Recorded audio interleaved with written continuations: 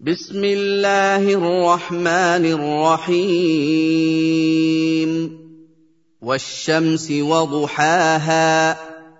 والقمر إذا تلاها والنهار إذا جلاها والليل إذا يغشاها والسماء وما بناها والأرض وما طحاها ونفس وما سواها فألهمها فجورها وتقواها قد أفلح من زكاها وقد خاب من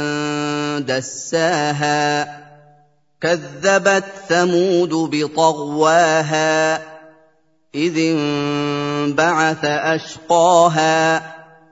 فقال لهم رسول الله ناقة الله وسقياها فكذبوه فعقروها فدمدم عليهم ربهم بذنبهم فسواها ولا يخاف عقباها